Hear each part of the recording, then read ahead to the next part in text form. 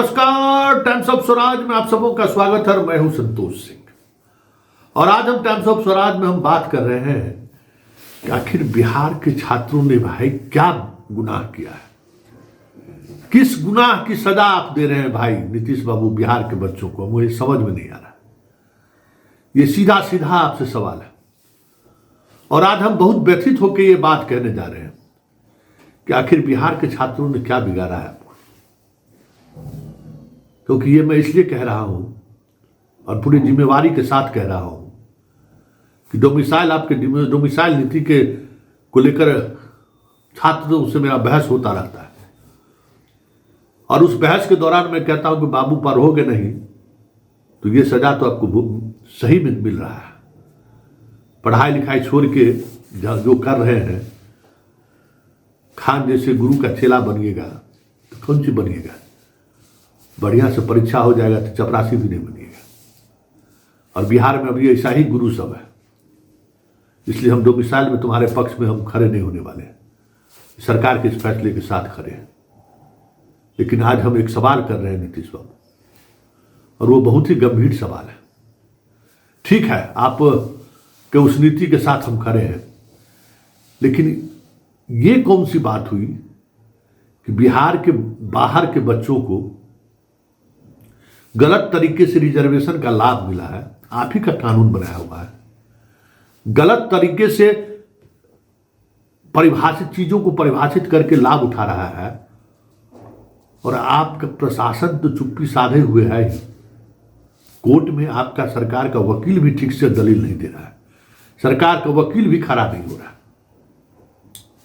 इसलिए हम कह रहे हैं कि किस गुनाह की सजा आप विद्यार्थी को दे रहे हैं। आप ही ने कानून बनाए थे, आप ही का नियम है कि महिलाओं को आरक्षण मिलेगा, विकलांगों को आरक्षण मिलेगा, सबको आरक्षण मिलेगा, लेकिन वो आरक्षण का लाभ सिर्फ और सिर्फ बिहार के बच्चों को मिलेगा। आपका पॉलिसी है और आपने उस पॉलिसी के तहत आपने ये कहा कि भाई जो बिहार के महिलाएं हैं, अगर सीटेट में एक मानक निर्धारित कर दिया कि इतना नंबर लाएगा, मतलब 70 नंबर बाहर के लिए 50 इसी तरीके से 5% कम, 75 70 80 इसी का तरीका आपने निर्धारित किया। 5% कम यहाँ अन्य राज्यों की तुलना में 5 महिलाओं को आप लाभ दिए। लड़कों को अगर मान लीजिए 70 नंबर, तो यहाँ जो है 65 नंबर लड़की के लिए आपने निर्धारित किया। इस तरीके से मतलब 5% कम मार्क्स में लड़कियों को आप सीटेड अगर कंप्लीट है तो उसका लाभ मिलेगा। उस छूट का लाभ दूसरे राज्य की लड़कियां भी उठाई और धड़ल्ले से उठाई, और आपके बिहार के अधिकारी ने उस पर सवाल तक नहीं उठाया। किसी ने सवाल तक नहीं उठाया, सब लोगों को बहाल कर दिया उसने। एक अरवल जो बिहार का सबसे छोटा जिला है, वहां के जिला शिक्षा पदाधिकारी ने इस बात को लेकर जब सवाल खड़ा किया और उसने बहाली करने से इनकार कर दिया, तो वो लड़की हाई कोर्ट पहुंच गई और हाई कोर्ट ने फैसला दिया कि नहीं, ये सही फैसला है, वो सही किया है। 15/4/2024 नोट कर लीजिए मुख्यमंत्री जी, 15/4/2024 को हाई कोर्ट का जजमेंट हुआ और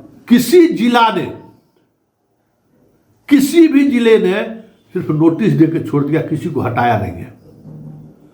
और इस बीच बाहर के लड़कियों को पूरा सहयोग, जो अब देखिए ना बीपीएससी वाला सुनवाई होने में क्या हो रहा है, उसी बीपीएससी का आज इस बीपीएससी छोड़ उसी बीपीएससी में आरक्षण को लेकर क्या कहते हैं कंप्यूटर, मतलब कई तरह के मुकदमे दर्ज है, 10 तरह का मुकदमा दर्ज है, अलग अलग जगह अनियमितताएं हुई है। आज तक तारीख पर आ जा रहा है, लेकिन इस मामले में आज दूसरा जजमेंट भी आ गया और दूसरा जजमेंट बाहर के लड़कियों को जो रिजर्वेशन, मतलब जो बिहार के लड़कियों को जो लाभ मिलना था, बाहर के लड़कियों को जो लाभ दिया गया, उसको कोर्ट ने सही ठहरा दिया, जहां तक हमें जानकारी है। और उस दौरान सरकार के वकील ने उसका खिलाफत तक नहीं किया उस तरीके से। इसलिए हम कहते हैं कि कौन सा गुनाह किया। और उस आदेश का अनुपालन कर आदेश आने के बाद शिक्षा विभाग ने एक लेटर जारी किया, 48 घंटे के अंदर में वो लेटर देख लीजिए, आप लोग भी देख लीजिए, पंकज कुमार का है, जो वही पंकज कुमार जिसको सिद्धार्थ एक्सटेंशन दी है। और इसी पंकज कुमार का लेटर निकला हुआ था, क्या कहते हैं, मई में, मतलब 15/5/2024 को ये उसी समय पंकज कुमार का लेटर निकला था, मतलब 5वें महीना में। आज 7 महीना उधर हो गया, 2 महीना, 9 महीना तक किसी को कोई नहीं हटाया। बिहार की सरकार का पैसा जो है सो लेते रहा जजमेंट के बाद भी। और अभी फिर एक नया जजमेंट आया है तो तुरंत मंगाया कि 48 घंटे के अंदर में जो है सो रिपोर्ट दीजिए कि किन किन को आप हटाए हैं, एगो सूची जाए, हटाए कि नहीं हटाए इसे सूचना दीजिए।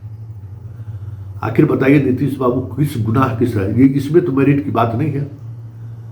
इसमें तो आप जिस तरीके से बीपीएससी चेयरमैन से लेके अतुल प्रसाद से लेके, इसलिए हम अतुल प्रसाद को कटघरे में खड़ा करते हैं, अतुल प्रसाद से लेके के पाठक से लेके तमाम जितने लोग हैं, आखिर बिहार के बच्चों का गुनाह क्या है? बिहार में पैदा ले लिया इसलिए यही गुनाह है, यही गुनाह है। 20 वर्षों से आपको चुनाव, उसका बाप दादा नाना जितना है सब वोट देकर आपको जिता रहा है, यही गुनाह है। इसी गुनाह की सजा दे रहे हैं आप। बताइए ना, ये जेन्युइन इश्यूज है ना? आप इस पर मजबूती से कोर्ट के सामने अपना पक्ष रखिएगा कि नहीं? कि अपना मजबूती से पक्ष भी नहीं रखिएगा, फिर क्या मतलब है? एज रिलैक्सेशन में बिहार के बच्चों को जो सजा देनी थी आपने दे दी, सप्लीमेंट्री रिजल्ट आपने नहीं निकाला, जबकि इस तरीके की जितने भी अनियमितताएं सामने आ रही हैं, हजारों हजार ऐसे शिक्षक हैं जो यूपी के रहने वाले हैं और अपना बिहार का अति बना लिया रेसिडेंस, उसका जांच नहीं करा रहे।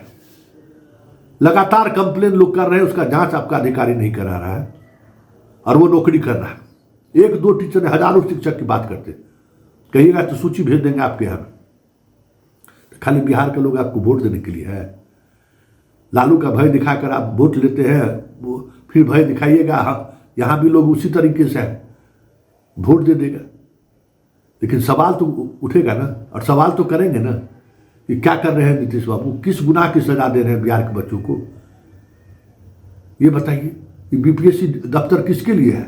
दूसरे राज्य के बच्चों को नौकरी देने के लिए बनाए हैं क्या? किसके लिए? जरा अपने अधिकारियों से पूछिएगा। अगर जिस समय में आप मानसिक तौर पर ठीक रहिएगा ना, तो जरा इस सवाल को आप तक पहुंच ही जाएगा। आप जरा इस सवाल को जरा गौर से देखिएगा कि क्या हो रहा है बिहार के बच्चों के साथ, ऐसा क्यों ज्यादती हो रही है? जब मामला जजमेंट आया बिहार के बच्चों के पक्ष में, तो उस जजमेंट को लागू करने में 9 महीना लगा दिया, और अब जब दूसरा जज को फैसला दिया है पक्ष में, तो 48 घंटे के अंदर में उसको लागू करने जा रहे हैं। क्या सवाल उठेगा कि नहीं? सवाल उठना चाहिए कि नहीं? ठीक है, बिहार के लोगों का जमीर मर गया है, अलग बात, सब कुछ अपना बेच लिया है, लेकिन कुछ लोग तो हैं जो सवाल करेंगे। तो ये सवाल है नीतीश बाबू आपसे, आखिर पता नहीं क्या गुनाह किया है, नहीं किया है, लेकिन इस गुनाह की सजा जो आप जिस तरीके से दे रहे हैं ना, इतिहास माफ नहीं करेगा।